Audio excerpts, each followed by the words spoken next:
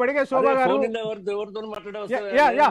శోభ గారు ఉన్నారు, బీజేపీ మాజీ ఎమ్మెల్యే. ఒకసారి మాట్లాడిన తర్వాత మీకు ఇస్తాను. ఫోన్ ఇన్ లోకి వచ్చినప్పుడు తీసుకోవాల్సిన బాధ్యత మనకు ఉంటుంది. మృత్యుంజయ గారు మీకు టైం ఇస్తాను నేను. మృత్యుంజయ గారు మీకు నేను టైం ఇస్తాను. శోభ గారు నమస్కారం అండి.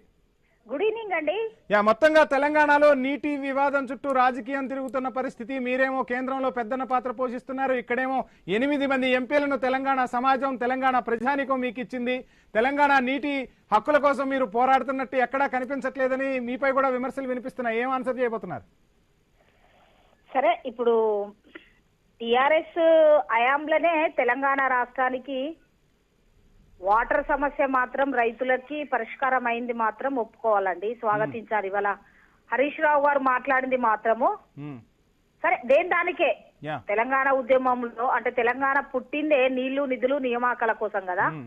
ఆ 5 ఏళ్ల కాలంలో 14 నుంచి మేము ఎమ్మెల్యేలుగా ఉన్న టర్మ్ లో దాదాపుగా ప్రాజెక్టుల మీదనే దృష్టి పెట్టిండ్రు మాజీ ముఖ్యమంత్రి గారు. వీలైనంత వ్యవసాయానికి నీళ్లు అందించిన ప్రభుత్వం 5 ఏళ్ల కాలం చిత్తశుద్ధితోనే పనిచేసింది ఈ రాష్ట్రంలో. ఉమ్మడి రాష్ట్రం కంటే కూడా తెలంగాణ రాష్ట్రం సాధించిన తర్వాత నీళ్ల వాటా వచ్చింది.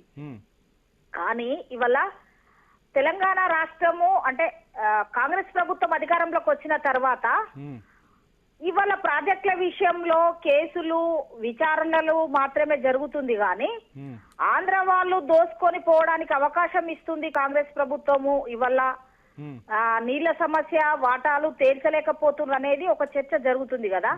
దాని మీద కాంగ్రెస్ ప్రభుత్వం క్లారిటీ ఇవ్వాలి, అవునా కాదా?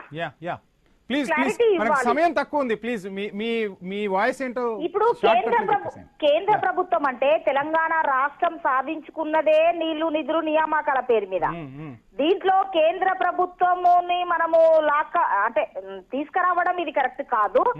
ఇవల్ల అంటే బీజేపీ కేంద్ర మంత్రులు వచ్చినా ఎవరు వచ్చినా కూడా ఇవాళ కాళేశ్వరం ప్రాజెక్టు మీద అవినీతి జరిగింది, అదొక ఏటీఎం అని ఇంకోటని మా కేంద్ర మంత్రులు అన్నారు. ఎందుకంటే అక్కడ పిల్లర్లు కుంగడము, డ్యామేజ్ కావడము ఇదంతా జరిగింది. ఇప్పుడు జరుగుతున్న పరిణామాల గురించి చెప్పండి. ఇది అందరికీ తెలిసింది, ఇదంతా కూడా మాట్లాడుకున్నదే.